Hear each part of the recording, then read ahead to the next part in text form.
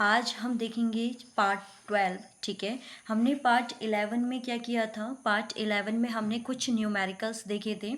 ठीक है, जिसका सॉल्यूशन मैंने एक एक टर्म्स को बहुत अच्छे से आपको सॉल्व करवाया था। ठीक है, तो इसमें से आई थिंक हमने जो क्वेश्चन 6 हैं, इन क्वेश्चन 6 में डिस्कस कर लिया था। ठीक है, अब हम इस वीडियो में क्वेश्चन नंबर 7 और 8 देखेंगे इस पार्ट का, और पार्ट 12 में हम 2 से 3 क्वेश्चंस यहाँ पर हम डिस्कस करेंगे जो कि हमने प्रूफ पढ़ दिए हैं। ठीक है, तो टाइम वेस्ट ना करके हम आगे क्वेश्चन नंबर 7 को देखते हैं। ठीक है, ये थे हमारे सॉल्यूशन, बहुत इजी वे में मैंने आपको सॉल्यूशन करवाए हुए थे। ठीक है, तो यहाँ पर अब हम क्या करेंगे, यहाँ पर हमारे पास क्वेश्चन नंबर 7 अगर मैं देखूँ तो क्वेश्चन नंबर 7 के अकॉर्डिंग आपको दिया क्या है? क्वेश्चन नंबर 7 के अकॉर्डिंग आपसे कहा गया है एन इलेक्ट्रॉन इज रिवॉल्विंग इन और सर्कुलर ऑर्बिट 6 इंटू 10⁻15 टाइम पर सेकेंड। मतलब एक इलेक्ट्रॉन है जो इतने टाइम पे क्या हो रहा है, रेवोल्यूट हो रहा है। Find the value of current generate in the orbit. तो हमें ये कह रहा है कि आपको करंट को फाइंड करना है कि ये कितना करंट जनरेट करेगा। इट मीन्स आपको आई की वैल्यू फाइंड करनी है। ठीक है, तो हम यहाँ पर देखेंगे क्वेश्चन के अकॉर्डिंग, अगर मैं देखूँ यहाँ पर तो हमने ये देखा है कि हमारे पास इतना टाइम ले रहे हैं, इतना सेकंड है हमारे पास। तो इसके अकॉर्डिंग अगर मैं देखूं तो 1 सेकंड में इतने इलेक्ट्रॉन पास हो रहे हैं। तो यानी कि हमें नंबर्स ऑफ इलेक्ट्रॉन कितने दे दिए इसने? क्वेश्चन के अकॉर्डिंग नंबर्स ऑफ इलेक्ट्रॉन हो गए 6 इंटू 10⁻15। ठीक है, तो क्वेश्चन नंबर 7 का मैं जो हमें क्वेश्चन में गिवन है एन की वैल्यू वो है 6 इंटू 10⁻15। साफ साफ बोला गया है कितने सेकेंड में? पर सेकेंड। पर सेकेंड मतलब टी की वैल्यू हो गई आपके पास 1 सेकेंड। तो हमें पूछा क्या है, क्वेश्चन के अकॉर्डिंग हमें कहा है कि इस सर्किट में कितना करंट फ्लो होगा। ठीक हो गया, तो इस सर्किट में कितना करंट फ्लो होगा, तो आप करंट वाला फॉर्मूला अप्लाई करेंगे यहाँ। तो करंट का फॉर्मूला क्या होता है? आई इक्वल में होता है क्यू अपॉन में टी। क्या होता है? आई अपॉन में होता है क्यू अपॉन टी। बट यहाँ पर अगर आप देखें तो आपको क्यू की वैल्यू नहीं दी है, हमें एन और टी के बेस पे दिया है। तो इसी फॉर्मूले को हम थोड़ा सा रिप्लेस करके लिख देंगे। क्यू की जगह हम लिख देंगे क्वांटाइजेशन थ्योरी से एन ई ओवर टी। तो यहाँ से आई इक्वल आ जाएगा, एन की वैल्यू है 6 इंटू 10⁻15 इंटू। ठीक है, अब हमारे पास ई होता है इलेक्ट्रॉन पे चार्ज, और इलेक्ट्रॉन पे चार्ज कितना होता है हमारे पास? 1.6 इंटू 10⁻⁻19 अपॉन टाइम की वैल्यू कितनी है? 1। तो डायरेक्टली हम अब यहाँ पर क्या करेंगे, दोनों की मल्टीप्लाई करेंगे, और मल्टीप्लाई करने के बाद हम यहाँ पर आंसर को राइट करेंगे। तो 116 9 जाए कितना होता है आपके पास? 96। तो यानी कि ये आ जाएगा 0.96 इंटू 10⁻19 एंड देन 4 माइनस का 4। ठीक है, 0.3। अच्छा, ये होगा हमारे पास हाँ माइनस का 4 आपके पास रहेगा 5। तो आई इक्वल में आ जाएगा हमारे पास 0.96 इंटू 10⁻⁻3। ठीक है, तो इनकी मल्टीप्लाई एक बार कर लेते हैं। 6 6 36, 6 कैरी हमारे पास 3, 6 1 3 एंड 9, सॉरी ये आएगा 9.6 इंटू 10⁻⁻4। और इस पॉइंट को अगर हम क्या करें, लेफ्ट साइड में राइट करें, तो लेफ्ट साइड में राइट करने पर आ जाएगा 0.96 इंटू 10⁻⁻3। और एक इसमें आएगा आपके पास एम्पियर में, क्योंकि करंट की यूनिट क्या होती है हमारे पास? एम्पियर होती है। ठीक है, तो ये क्वेश्चन का आंसर भी आपको समझ में आ गया होगा। नेक्स्ट अगर हम देखें न्यूमेरिकल नंबर 8। न्यूमेरिकल नंबर 8 में हमें एक फिगर दिया हुआ है। आपसे कहा है कि इस फिगर के according R1 R2 P1 P2 को हमने देख रखा है। आपको क्या प्रूफ करना है इस क्वेश्चन के अकॉर्डिंग कि P1 रेशियो P2 इक्वल है R2 रेशियो R1। तो यहाँ पर हम कौन से वाले प्रूफ में जाएंगे कि हम ये देखेंगे कि इन दोनों में एक्चुअल में रिलेशन होता क्या है। उसी रिलेशन के अकॉर्डिंग हम इसको क्या करेंगे, सॉल्व करेंगे। ठीक है, तो हमने इसके लिए रिलेशन अगर आपको ध्यान होगा तो P के का रिलेशन हमने पढ़ा हुआ है कि P बराबर होता है V अपॉन में R, it means V square upon में R। तो जब भी जिनके बीच में रिलेशन दिया होता है निकालना होता है हम उन्हीं को पिक करते हैं। तो इसका मतलब ये इस टाइप से कुछ रिलेशन बनेगा, क्योंकि हमें यहाँ पर वोल्टेज के लिए कुछ नहीं कहा है, हमें सिंपली R1 R2 दिया है और कहा है कि इन दोनों के लिए जो पावर है वो P1 P2 है। तो इसके हिसाब से हमारे पास इन दोनों में, इस फॉर्मूले के अकॉर्डिंग इन दोनों में रिलेशन जो आ रहा है P is inversely proportional to 1/R। तो यहाँ से मुझे रिलेशन क्या मिल गया, तो डायरेक्टली हमारे पास रिलेशन मिल गया कि अगर P1 और P2 का मैं रेशियो देखूँ तो वो किसके इक्वल होगा, R2/R1, क्योंकि ये इनवर्सली प्रोपोर्शनल है। ठीक है, तो देन ये रेशियो क्या आ गया, देखिए P1 रेशियो P2 इक्वल में आ जाएगा R2 रेशियो R1। तो इसमें हमने कुछ नहीं करना था इस न्यूमेरिकल में, देखो यही हमें प्रूफ करना था, बस हमें यहाँ पर ये वाला कॉन्सेप्ट देना था कि P इक्वल होता है V स्क्वायर अपॉन R और P यहाँ से आपका इन्वर्सली प्रोपोर्शनल आ जाएगा 1/R। तो उसी के हिसाब से फिर हम यहाँ पर क्या कर सकते हैं, इसको सॉल्व कर सकते हैं। ठीक है, क्लियर है इतना। इसके बाद हम बढ़ते हैं, ये हमारे 8 न्यूमेरिकल्स थे जो हमने लेक्चर अभी तक कंप्लीट किए हैं उनसे रिलेटेड। अब हमारे जो एग्जाम में 5 ईयर से कंटिन्यूसली पूछे जा रहे हैं क्वेश्चंस वो है EVIR से रिलेटेड क्वेश्चंस। अब EVIR से रिलेटेड क्वेश्चंस क्या होंगे, तो उससे पहले हम क्या करेंगे, EVIR का थोड़ा सा प्रूफ देख लेंगे। तो ये हमने करा हुआ है EVI के R के बीच में रिलेशन, एक तो ये होता है E बराबर V प्लस आई आर, एक होता है E बराबर R प्लस आर, और एक होता है E minus V over I बराबर R। एक है हमारे पास स्मॉल r और कैपिटल R के बीच में, और फाइनली एक रिलेशन और है हमारा करंट के लिए। तो हम ये देखेंगे कि हमें किसके अकॉर्डिंग सॉल्व करना है, क्या हमें वैल्यूज़ दी है उसी के अकॉर्डिंग हम उस क्वेश्चन को हैंडल करेंगे। ओके, तो अब बढ़ते हैं हम इसके इस टाइप के क्वेश्चन से EVIR वाले कॉन्सेप्ट पे। ठीक है, तो EVIR के कॉन्सेप्ट के अकॉर्डिंग जो फर्स्ट क्वेश्चन है, क्वेश्चन नंबर फर्स्ट, क्या कहा गया है, पहले हम गिवन वैल्यूज का चार्ट बनाएंगे।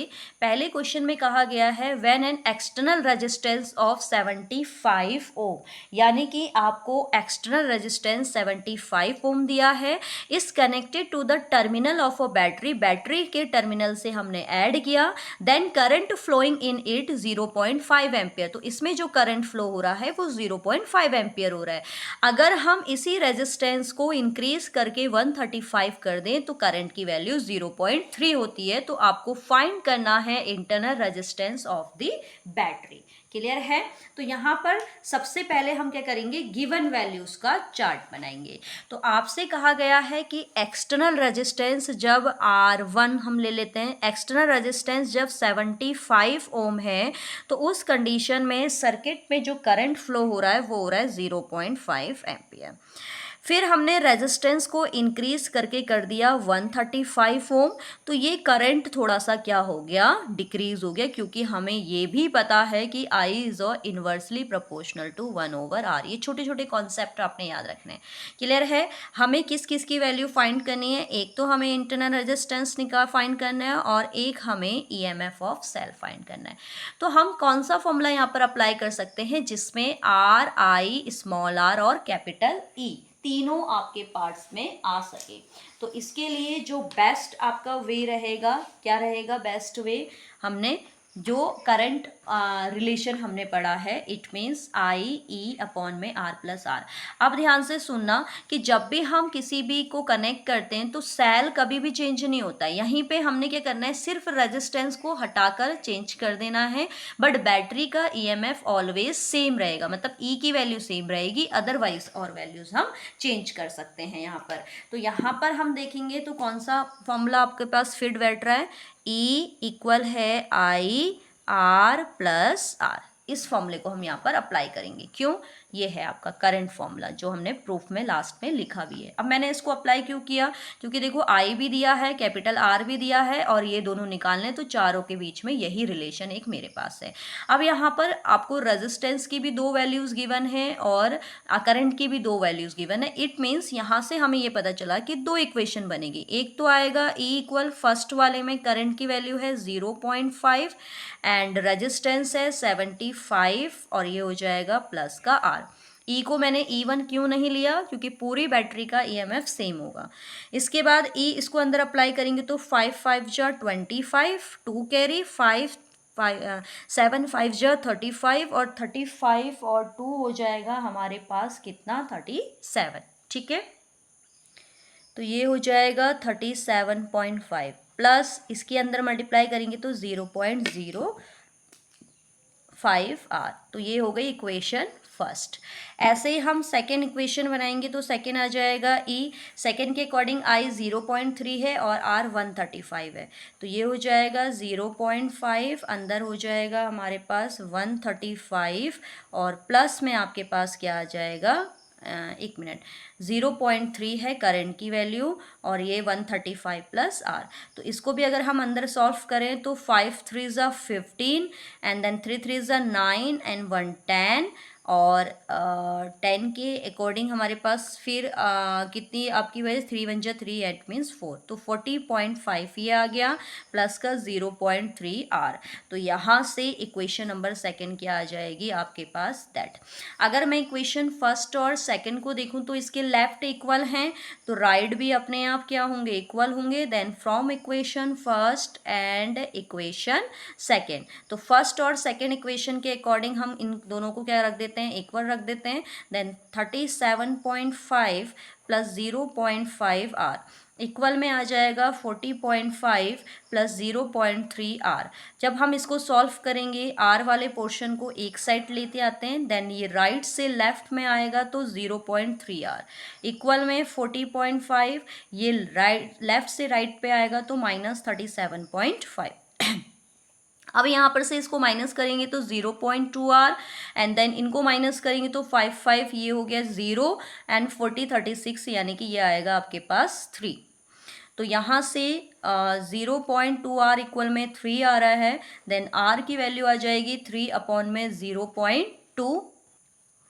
इसके बाद R इक्वल में क्या आएगा, पॉइंट को आप हटाएंगे 0 यानी कि 30 अपॉन में 2। देन R की फाइनली वैल्यू आपके पास आ गई 15 ओम। ठीक है, तो R की फाइनल वैल्यू क्या आ गई आपके पास 15 ओम। एक तो हमें R निकालना था। इसके बाद देखो हमें सेकंड आपको फाइंड क्या करना है, सेकंड फाइंड आपको करना है ओनली इंटरनल रेजिस्टेंस इस क्वेश्चन में फाइंड करना है हमें।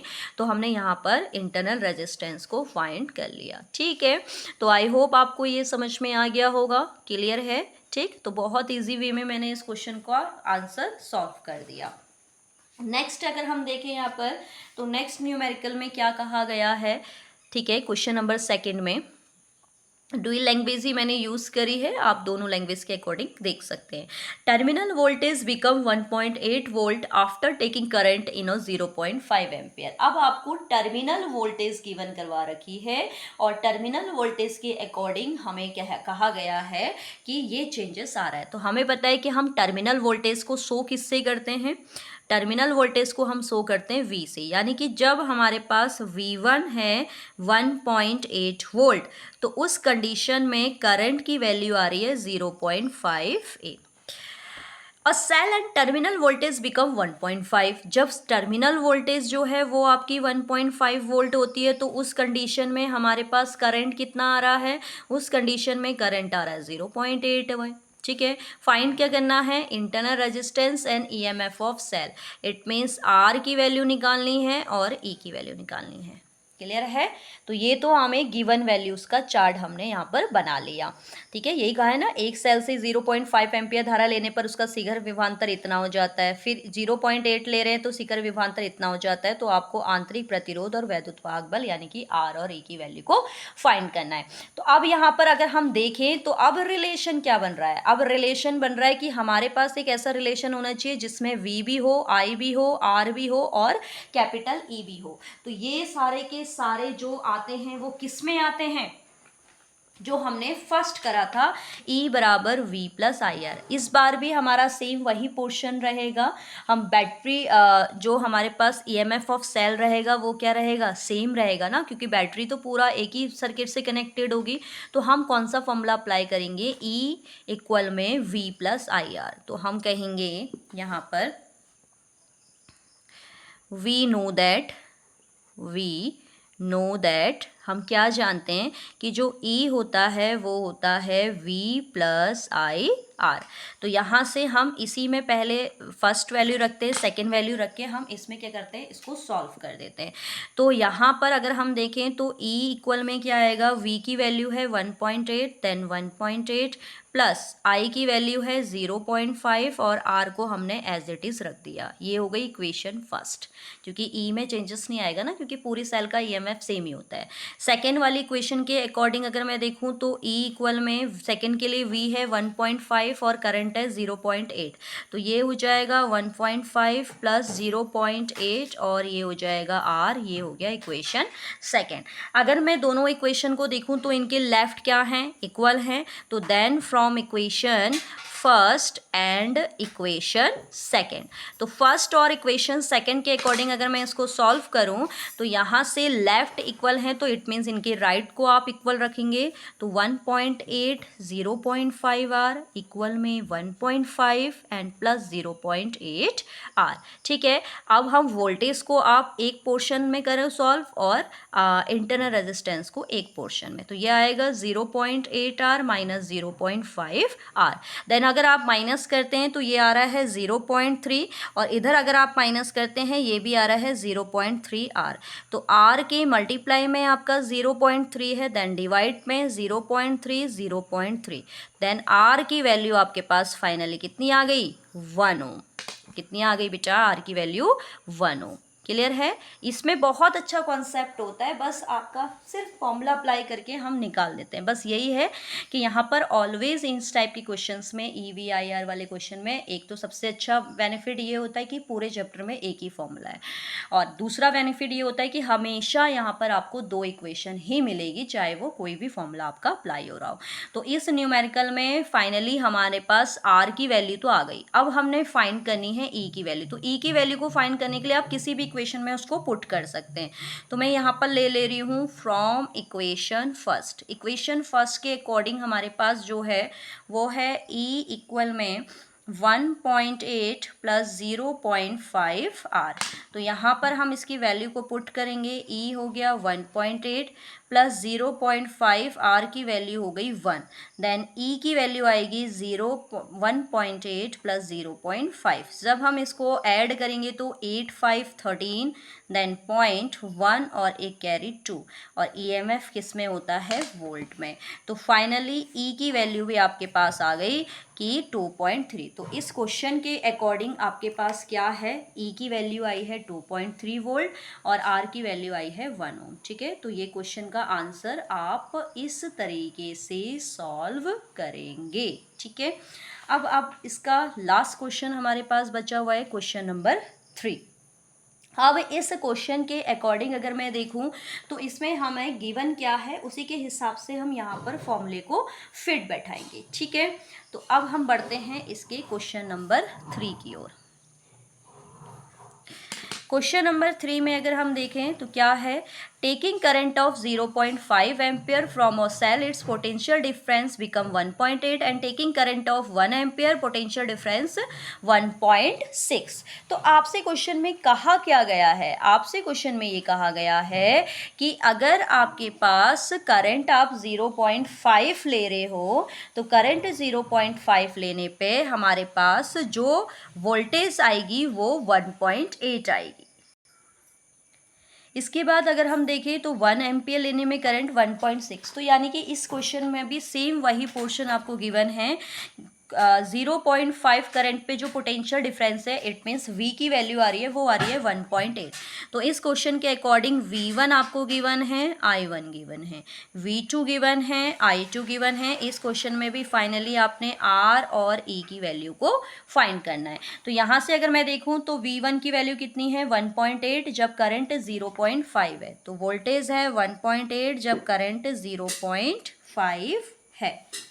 ठीक है, देखिए ये क्वेश्चन ना थोड़ा सा चेंज है, यहाँ पर सिर्फ इसने वोल्टेज चेंज की है, ठीक है।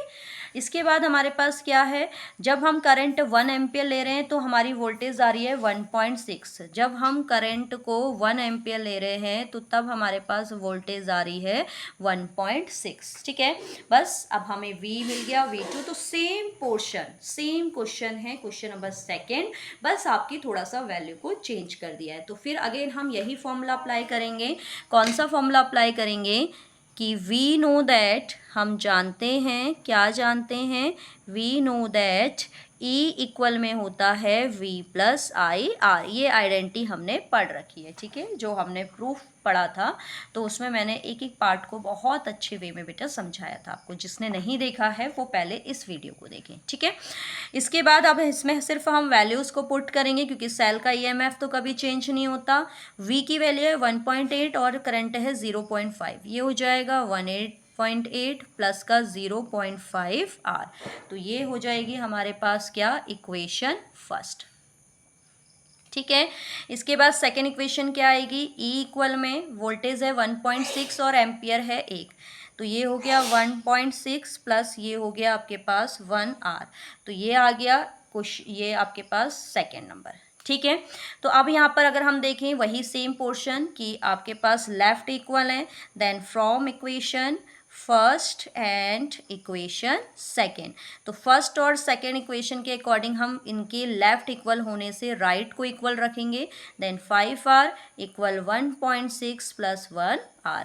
तो यहाँ पर वोल्टेज वाले पोर्शन को एक साइड हम राइट करते हैं, ये आपका राइट में प्लस में है, देन इधर माइनस, इक्वल में 1R माइनस ये प्लस, देन यहाँ आपके राइट में माइनस। तो 1.8 में से अगर हम माइनस करते हैं तो 0.2 तो यहाँ बचा, और यहाँ आपके पास बचेगा 0.5R। तो जब हम इसमें क्या करेंगे, ये मल्टीप्लाई में देन डिवाइड में, तो 0.2 अपॉन में 0.5 इक्वल में R। पॉइंट से पॉइंट कैंसिल, क्योंकि दोनों के बाद एक एक डिजिट है। तो देन R की वैल्यू आ गई आपके पास 2.5। देन R की वैल्यू जब हम इसको आपका सॉल्व करेंगे तो सॉल्व करने पे कितना आएगा, पॉइंट लगाएंगे, 0 इंक्रीज करेंगे, 5 4 जा 20। तो फाइनली आपके पास R की जो वैल्यू आई वो आई 0.4 ओम, ठीक है। तो फर्स्ट वाला पोर्शन तो हमने निकाल दिया। अब E निकालना है, तो E तो निकालने के लिए हम किसी भी इक्वेशन में पुट कर सकते हैं। तो यहाँ पर हम ले लेते हैं फ्रॉम इक्वेशन फर्स्ट, और इक्वेशन फर्स्ट क्या है हमारे पास, 1.8 और 0.5। E इक्वल है 1.8 प्लस 0.5R। तो E इक्वल में आ जाएगा 1.8 प्लस 0.5, R की वैल्यू है 0.4। देन फाइनली E इक्वल में क्या आ जाएगा, 1.8 प्लस 5 4 जा 20, देन 0, ठीक है। तो E की वैल्यू हमारे पास क्या आएगी, एक मिनट, 5 4 जा 20, और पॉइंट के बाद 1 नंबर, पॉइंट के बाद 1 नंबर, यानी कि ये होगा 0.2, ठीक है। तो आप ऐड करेंगे तो 8 और 2 10 हो गया, एंड देन प्लस और 1 1 2 हो गया। तो फाइनली इस क्वेश्चन के अकॉर्डिंग E की वैल्यू जो आएगी वो आएगी 2 वोल्ट, ठीक है। तो हमें E निकालना था, E हमने फाइंड कर दिया, R निकालना था, R हमने फाइंड कर दिया। तो याद रखिए जो क्वेश्चन नंबर सेकेंड और क्वेश्चन नंबर थर्ड है ये सिमिलर ही है, बस थोड़ा सा वैल्यू को चेंज किया है। तो क्वेश्चन नंबर सेकेंड आप वीडियो से देखें और थर्ड को ट्राई करें, और जहाँ पर समझ में नहीं आ रहा है फिर आप अपनी हेल्प लीजिए, ठीक है। तो आई होप आपको ये न्यूमेरिकल समझ में आए होंगे। मैंने बहुत ईजी वे में इन क्वेश्चन न्यूमेरिकल्स को सॉल्व किया है, ठीक है। अब नेक्स्ट लेक्चर पे हम most important topic Kirchhoff law, इसको देखेंगे, ठीक है।